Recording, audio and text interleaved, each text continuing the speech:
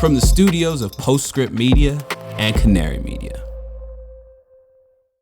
I'm Shail Khan, and this is Catalyst. So what I'm hearing is that this unseasonably warm winter in Europe was an incredibly lucky break for Europe. Exactly. It's up, it's down, it's a crisis. Wait, no, it's not. Is it? It's natural gas.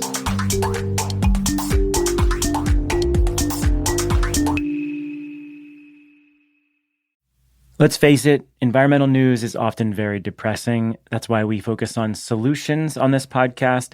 But still, the climate crisis looms large. Rising temperatures, mounting pollution, environmental degradation, they're all warping the planet. And for a lot of species, including us, things don't always look so great. But the story doesn't end there. Every Friday, Living Planet, a show from Deutsche Welle, takes you behind the headlines to figure out what's happening and how we'll get through it. It'll also help you make better choices for a healthy planet and find space to reconnect with the beauty and wonder of the world around us. You can find Living Planet wherever you get your podcasts. I'm Shail Khan. I'm a partner at the venture capital firm Energy Impact Partners. Welcome. Well, you'd be forgiven if you're feeling a bit of whiplash these days. It seems like just yesterday, the world, and particularly Europe, was completely freaking out, for good reason, I should add, about the price of natural gas. And in fact, it wasn't all that long ago that prices were insanely high. Prices on the EU benchmark index peaked in August last year, August 2022, in the spot market above 340 euros per megawatt hour. But over the ensuing 5 months, it's been basically down, down, down, such that prices today are less than a fifth what they were in August. So what happened? And what does it mean for the future of energy and decarbonization? I'm sure I don't need to tell you this, but natural gas markets and prices have enormous knock-on effects for all sorts of other decarbonization technologies, from renewables and batteries and electricity to industry and fertilizer and fuels and more. So consider this a What's Up With That podcast. And that here is natural gas. And who is Anne-Sophie Corbeau? She's a global research scholar at Columbia University's SEPA Center on Global Energy Policy. And before that, notably, not that long ago, in the midst of this price spike, she was the head of gas analysis at BP. So here's Anne-Sophie to help us figure out what is going on. Anne-Sophie, welcome to Catalyst. Thank you very much for having me. I'm excited to have you school me on what is going on in natural gas, or what has been going on in natural gas, so that I can finally understand it. Let's start with a bit of recent history. So I think the time to begin with is early 2020 when COVID hit. That seems like the first moment when sort of the recent weirdness in the natural gas market emerged. So take me back to March 2020. What was the state of natural gas markets at that point, and then what happened post-COVID? Well, I think in March 2020, we had not yet fully grasped, how serious the situation would be. But it started to emerge in mid-March when everybody realized, and it was the beginning of the lockdown in Europe, that the situation was extremely serious. And step by step, this is when we started to see gas prices coming down to really low levels. I mean, we have seen prices in Europe at, almost $1 per MMBTU, which is not something that we have ever seen. I mean, prices in Europe over, the past few years had been around $6 to $8 per MMBTU. So seeing prices at that level was extremely surprising. And then suddenly, we had, of course, a decline in natural gas demand in some parts of the market. But what was really interesting was what happened subsequently in 2021. Can we just talk before we get into 2021? What are the major swing factors in natural gas demand? So what actually happened? Where was the demand erosion in 2020 after COVID hit?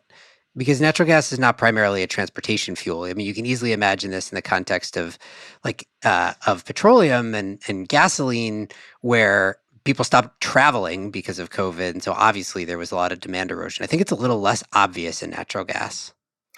Well, you have to think that natural gas is primarily consumed in three different sectors. The first one is residential. So you are using natural gas for heating, for warm water, for cooking as well. But the most of the consumption in the residential commercial sector is for heating your house or your shop. Then the second sector is the industrial sector. So you are using natural gas for processes either as a raw material or in order to generate heat or electricity. And then the third big sector is, of course, natural gas for generation of electricity. So this is also a very important sector. So, if I really wanted to simplify, I would say that, about a third of gas markets of gas. Okay, I have to stop here because actually I don't remember exactly the numbers on top of my head, so maybe I am going to stop there. But these three sectors are really representing the bulk of natural gas consumption. Now, when COVID hit, of course, we had different impacts. In particular, we had a lot of factories which were closing down. So there was an immediate impact on industrial gas consumption. So that was, very, very important. And of course, you had also at the same time an impact also on the power generation sector. And here, what really happened is that, there were two effects. So there was one effect, which was indeed you have a much lower electricity demand, but at the same time, gas prices were so low that gas was extremely competitive. So in fact, the generation of gas-fired generation did decrease a little bit, but not that much. And then it rebounded extremely strongly in 2021. Okay, so the bulk of the price crash in 2020 was probably due to the industrial sector demand declining precipitously? It was also the fact that supply didn't adjust immediately. And in particular, you have to understand that in regions like Europe, you have two main sources of supply. You have on one side pipeline suppliers, especially Russia, and you have on the other side LNG. And what happened when we suddenly had this COVID crisis is that, yes, gas demand started to decline, but also LNG supply was increasing. And suddenly, all these LNG cargoes were looking for a home. What is really very important to understand about the European market is that this is basically the supply adjustment for the global gas market. So if you have a very tight market, then the LNG is going to go away from Europe. Think of Fukushima, for example. When Fukushima happened, suddenly Japan needed a lot of natural gas in order to replace nuclear generation. So all the LNG cargoes went to Japan. So we had a very tight market. The LNG went away from Europe. But in 2020, exactly the opposite happened. The LNG cargoes were looking for a home. The European market is actually a market where it's relatively easy for LNG cargoes to arrive and to basically be imported because we have third-party access to LNG import terminals, so it's relatively flexible. And on top of that, you know exactly what kind of price you are going to get. You are going to get the spot prices, the European spot prices. And then what happened is that in Europe, suddenly storage was extremely full. So this is, what basically caused this imbalance between supply and demand, caused the gas prices to crash. And in particular, Russia was particularly hit in terms of lowering their pipeline gas supplies in 2020. Okay, so COVID hits, natural gas prices crash to levels that we've never seen before. Then fast forward to 2021. And this is prior to Russia invading Ukraine, things had already started to turn in the opposite direction. So what started happening then? Well, actually, it started as soon as January 2021. I remember because at that time, I was still working for BP. I was in the office of the chief economist, and we saw the prices in Asia skyrocketing to levels that we had never seen before. And the reason for that is that it became extremely cold in Asia, very, very cold, to levels that we had not seen in China in 50 years. So people had taken the fact that LNG cargoes will be available for granted. So they had prepared for the winter, but they were not particularly worried about, the possibility of getting an LNG cargo because we were just, emerging from a big crisis, a big supply crisis. There was a lot of LNG available. It was actually, too much supply available. So no problem to face the winter. And then suddenly people realize, oh, wow, the market has been tightening. I need to get LNG as soon as possible because my stocks are really declining. And you have to understand that in Japan, Korea, but also China, they do not have as much storage as we do have in Europe and the US. China is a relatively big market, but the level of storage that they have, compared to Europe is relatively small because they have not been able to build up as fast as they could or as fast as the market was growing. And as far as Japan is concerned, they do not really have the geology in order to have underground gas storage. So they mostly rely on LNG storage. So these markets were a little bit caught by surprise, and this really sent the LNG prices skyrocketing. And that was the first signal that, okay, that's strange, something is happening. And then the second big event in 2021 was happening in the United States. You probably remember February 2021, that was a Texas freeze when the Henry Hub gas prices went through the roof because, again, suddenly we had a very strange, abnormal weather event, which really sent gas prices again through the roof. And that was the second event. And what we saw over the year 2021 was that gas prices were progressively increasing. So in fact, you can really say that there were 6 different reasons for this progressive tightening of the global gas market. The first one was that we were just getting out of COVID. So what happens is that demand, energy demand and gas demand in particular, has been rebounding. So that was the first thing. The second thing was all these very abnormal weather events.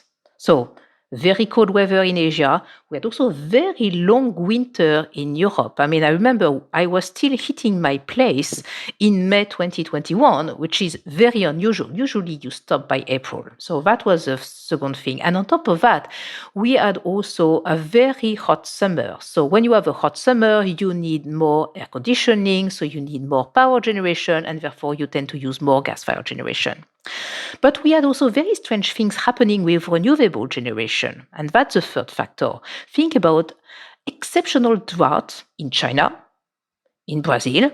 So what do they need in order to replace that? Well, gas for gas-fired generation. We had also something very strange happening in Europe, which was a decline in wind generation in spring 2021. That's very strange because we were adding new wind power, but the generation was actually dropping. So a very interesting thing. And then in general, all the commodity prices were increasing. So coal prices were increasing, oil prices were increasing, carbon prices were increasing. And you can think of a loop whereby everything is basically pushing each other. And then those are all, the demand factors. Then if I turn to supply, my fifth factor would be, well, the global LNG market is extremely tight because it was working relatively well, but we had all these very strange accidents. So there was a plant in Norway which had a fire. So the plant was down for more than a year and a half. We had a lot of force majeure in different plants. We had some technical issues. We had maintenance, which was originally scheduled for 2020, happening in 2021. So that made the global LNG market a little bit tighter than what was expected by the market. And then came the sixth factor, Russia. So we started thinking that, there was something very strange happening with Russia, I think in April, May 2021, because, Russia was actually not booking more capacity in order to send gas to the market. So we had the impression that they were a little bit withholding, gas supplies. But the Russians were saying, well, we had also very, very cold winter. So we need to refill our storage because, in our place, The winter season is extremely serious, so we cannot have our citizens freezing in the dark. Therefore, we need to refill our storage. And then it continued. And I think, the alarm bell started ringing in the fall, in September, when the prices started to increase to $30 per MMBTU and more. So remember, compared to an average of 6 to 8, that was suddenly pretty high. And we had never seen prices that high. So we go 6 to 8 average down to 1, up to 30. And this is prior to Russia invading Ukraine. As you said, there were signals from Russia that were interesting, but the invasion had not actually occurred. Before we talk about that, though, I guess one thing this is making me think about, on the demand side, all those factors that you described, most of those are weather related. And as you said, there were a bunch of, you call them weird, strange, semi-anomalous weather events. But as climate change progresses, presumably those types of things, whether it is a drought in China or a heat wave in the summer in Europe or a cold snap in Texas in the United States, whatever it might be, like those will all become more frequent. So is the presumption that the volatility in gas markets will increase over time just purely as a function of increasing volatility in weather? Oh, and I should say also dependence on renewables, right? Same thing, right? Like all these things are affected by the weather. And so if the weather becomes more volatile, do these markets just inherently become more volatile? I personally think so. I mean, we are completely unable to predict, what the weather is going to be.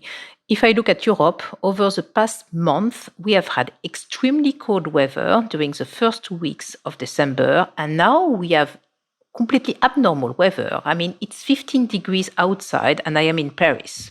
It's very, very strange. I mean, people were, in the south of France eating ice cream during Christmas outside and they were, even going swimming in the sea. Okay, they have to be courageous because it was a little bit cold. But this is not the type of thing that you see during the Christmas break. So it's extremely strange. And indeed, because gas-fired generation is usually the flexible thing which is helping in the power sector, in my opinion, there is no doubt that we are going to see more and more of that. And also natural gas is used for heating. So it's becoming extremely difficult to predict, how much natural gas you will need for the residential sector from one year to another. I have to say that right now we are pleased in Europe that, the weather is so mild because this is reducing our natural gas demand. But part of me is thinking, okay, but this is going to have implications for later. Because, for example, if we don't have enough snow, we might have lower hydro levels down the line. Lower hydro levels, that means that we are going to need more natural gas power generation eventually during summer. And this is exactly what happened actually in 2022. But I think we will come back to that later.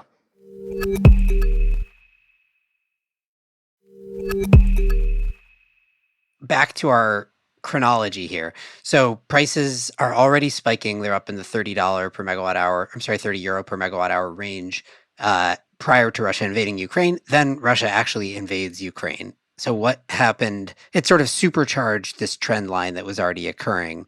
What did it look like in natural gas markets, from the point at which Russia invaded Ukraine until, I guess, August of last year, 2022? I think I should add that we had a lot of drama also during the fall 2021 and the beginning of the winter. I mean, there were all these stories about should we have Nord Stream 2 or not? It was the pipeline from Russia to Germany, which was about to be commissioned. And we had a change in the German government. People were thinking, do we want this pipeline to be commissioned? Of course, the Russians were adamant that this pipeline should be commissioned. The new government was not so sure. We had a lot of regulatory issues around this pipeline. And this was happening on the back of, Russia is really doing some very strange things with the supply because, they are fulfilling their long-term contracts, but usually on top of that, they are selling more gas and they are no longer selling more gas. And suddenly there is no reason for them to sell that little gas. And Russia was owning and operating some storage facilities in Europe, in continental Europe, and these storage facilities were empty. So there were people in Europe who were suddenly thinking, okay, this doesn't look good at all. And then the war started. The invasion of Ukraine by Russia started in February 2024. And people realized, okay, well, we need to do something. And it's very interesting because the European Commission, was actually preparing some sort of document on the high gas prices or the high energy prices in general and how to deal with them. And that document was expected to be published in very early March. And they had to completely change to publish 1 week later the REPowerEU and how we are actually in Europe dealing with the invasion of Ukraine by Russia and how we are going to try to reduce our dependency on Russian fossil fuels. Because you have to understand that, of course, everybody is talking about Europe depends very much on Russian gas, but we were also depending on Russian coal and on Russian oil and on Russian refined products. So, there were three things to deal with at the same time. So I think, the basics of what happened then are probably reasonably well known. So prices continue to rise, even from their already historically elevated levels. The war progresses. Europe goes through this sort of frenzied process of trying to figure out how to reduce its reliance on Russian fossil fuels in general, both, I guess, in the immediate term and also ideally for the longer term to avoid this sort of geopolitical exposure that Europe had. How successful has Europe been in reducing its reliance on Russian fossil fuels? Has that been a success? Do we know yet? Well, first of all, there was a ban on coal imports, which actually started in August. Then we have been, putting in place this embargo on oil, which started in December. Then we are going to have the embargo on refined products, which is going to start in February. And we have been also reducing our imports of natural gas from Russia. But this is where actually I disagree with the European Commission, because the European Commission is always very prompt at saying, we have been very successful at reducing our imports of Russian gas. Look, they have been really done.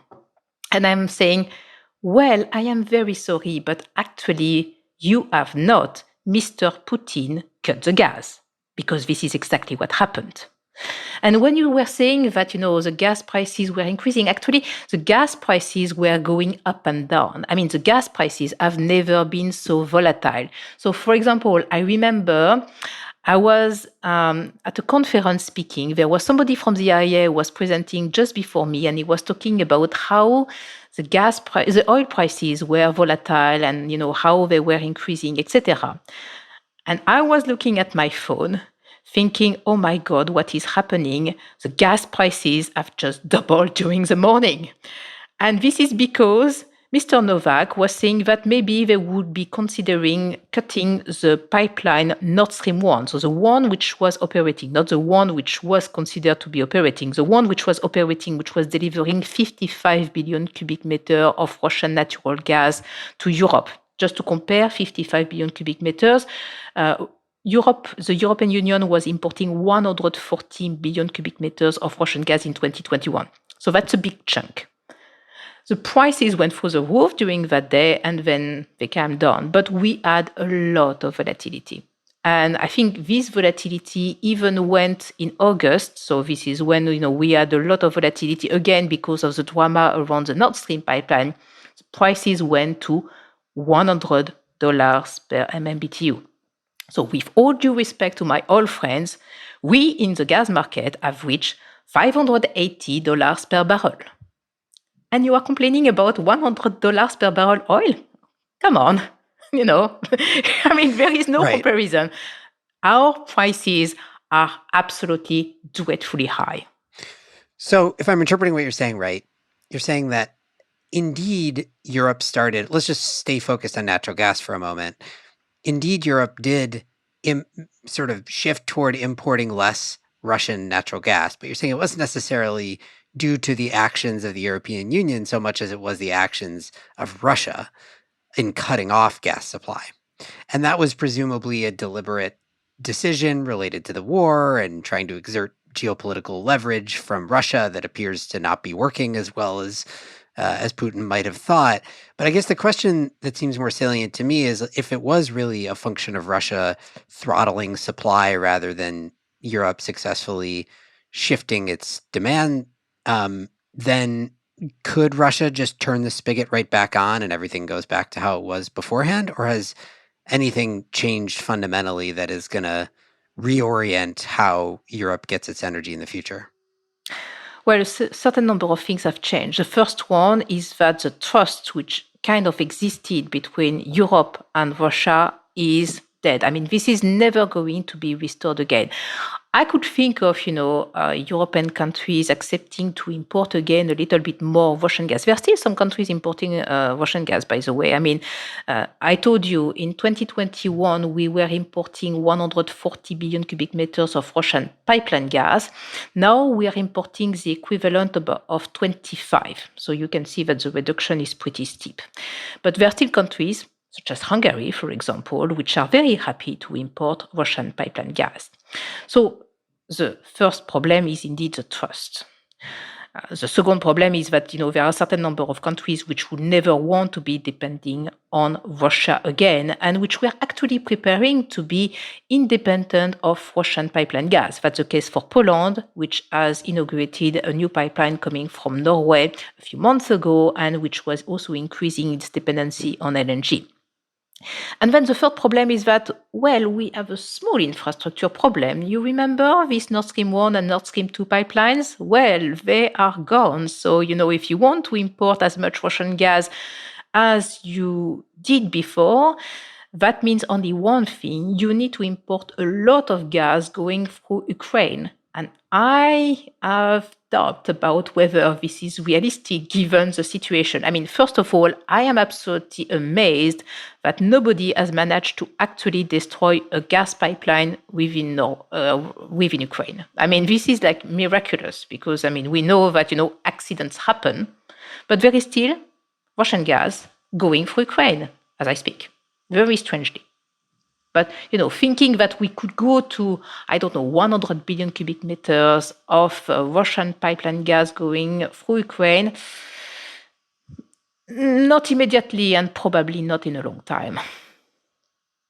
One thing that I need to add, however, we are importing Russian LNG. And, I wrote a little note on that and suddenly everybody realized, actually, Russian LNG is still coming to Europe. Yes, it's still coming. Nobody's talking about that. This is actually included in the global LNG supplies, which is coming to Europe's rescue. But in fact, part of that is Russian LNG. Right. Okay. So there's lots of complex dynamics here. The result, though, so what has been surprising, I think, for those of us who are not as deeply embedded in natural gas markets as you are, I think, we saw prices running up in 2021. We saw Russia invade Ukraine. We saw prices spike, or as you said, they got very volatile, but at various points they did spike after that, culminating in sort of summer 2022, where prices hit these like insane record levels you alluded to in the hundreds of dollars per MMBTU, again, as compared to a historic average of 6 to 8 and a low of 1 just a couple of years earlier. So the expectation, I think, for those of us who maybe weren't able to predict it, is that maybe prices would come down from those ridiculous, 3-figure per MMBTU levels, but that they would remain elevated for some extended period of time. And I think as it pertains to the types of things that I think about, which is, what is our long-term trajectory and what's going to replace natural gas in some sectors, there's expected to be, I think, a long-term, mid to long-term signal to switch off of natural gas. Instead, what has happened, at least as of this recording, is that prices since August there's been volatility continually, as there always is, but they've basically been on a downward trajectory to the point where today, as of this recording, they have fallen below the pre-invasion level. So gone down by a factor of 5 plus since their peak. So what happened? Well, what happened is what I told you. we are experiencing very, very warm weather. And basically, so it's very difficult to think that we are going to go to lower levels in terms of Russian gas. So we are actually already at a low. Gas demand has adapted, but gas demand is really, really low because of this warm weather. There has been also a lot of destruction in the industrial sector. And on top of that, our storage are still relatively full. So I think, the market has been calming down a little bit. And on top of that, the fuel, which is also competing with natural gas in the power generation sector, which is coal, the prices have come down as well. Before they used to be around 300 something dollars per ton, which was also completely crazily high. And now I just checked, they are at about $180 per ton. So, we have seen also things coming down a little bit. But really, the main factor is weather, and weather again. Okay. And so weather surprised us all, and now it's warm in the winter in Europe, and demand is lower and prices have come down. I guess help me distinguish between these short-term weather-driven phenomena and the long-term, or I guess even the medium-term future for European natural gas. Imagine that, we get through this winter and then weather goes back to some version of historical norm. What does it look like over the next year then? Do prices spike right back up, assuming that Russia is continuing to throttle supply? Are we potentially entering a low-priced environment for an extended period of time? Like, what is the outlook? I know predicting is clearly nearly impossible given what's happened recently, but what are the dynamics that will affect it? Absolutely, totally impossible. But let me give you some very important benchmarks. So first of all, we said that gas prices are lower, but they are still about 3 to 4 times higher than what they were before the invasion. So I was just checking before, we are at about 60 euro per megawatt hour, which is roughly $20 per MMBTU. So we are high. We are not in a normal environment, not yet. The second thing is that unfortunately for Europe, this invasion and the whole thing happened just when global LNG markets were tightening. And this is something that we knew was going to happen years ahead, because in the LNG market, it takes a lot of time to bring supply online.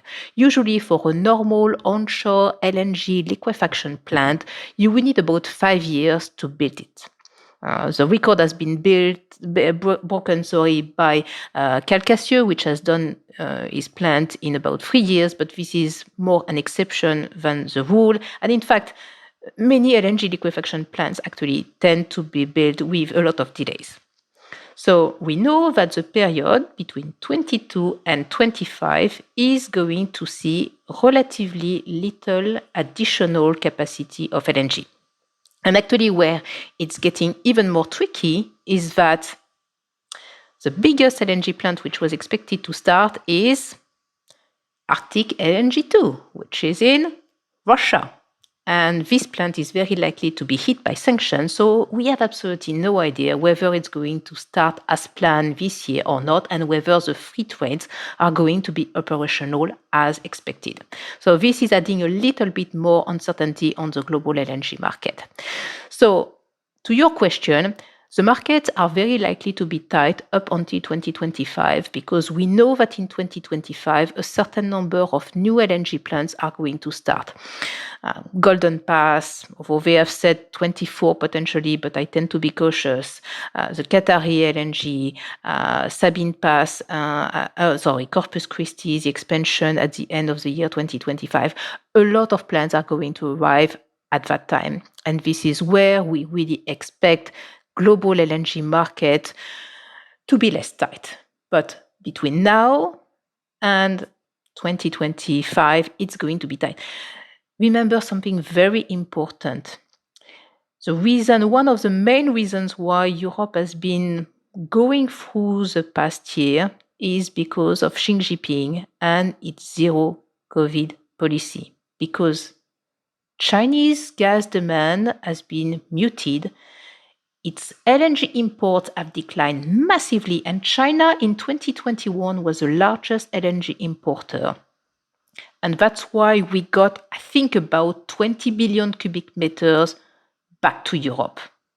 And when I was looking at the REPowerEU announcement, March 2022, I was thinking there is no way we are going to add an additional 50 billion cubic meters of LNG to Europe in 2022. There is no way. Well, we did, but because I had not expected the zero COVID policy to hit China that way. Now, you are looking at the situation in China. Of course, right now, people are suffering from this COVID outbreak. But eventually, if China comes back, well, this is actually bad news for Europe, because if China comes back, they have been contracting so much LNG over the past 2 years that, this is going to offer serious competition for European market. And the market might become tight again. So what I'm hearing is that this unseasonably warm winter in Europe was an incredibly lucky break for Europe. Exactly. Because in the absence of that, we've got tight LNG for the next couple of years at least. We've got the possible reemergence of demand in China, which would be a huge swing factor. And we could have theoretically ended up in a situation where those insanely elevated prices, we still have the historically elevated, but not completely bananas elevated prices right now. Those insane elevated prices could have remained for substantially longer. And in fact, could theoretically come back, you're saying, because just over the next couple of years before LNG really opens up, and if China, certainly suddenly spikes in terms of demand. Absolutely. And something that we have not discussed, although maybe a little bit, is that in Europe, we don't only have a gas crisis, we also have a power crisis. Because what has actually happened is that gas demand in the power sector, so the gas-fired generation, has actually increased year over year. So, for example, over the first 11 months of 2022, gas-fired generation in the EU has increased by almost 4%. And why is that? Because of a reduction in nuclear generation and because of a reduction in hydro generation. So the reduction in nuclear generation is because Germany has decommissioned 3 nuclear power plants at the end of 2021, and because France has a lot of issues with its nuclear power plants. Part of the issue is because these power plants are 40 years old. They need to go for a thorough inspection that was planned years ago, but this is happening now. And the second problem is because of corrosion.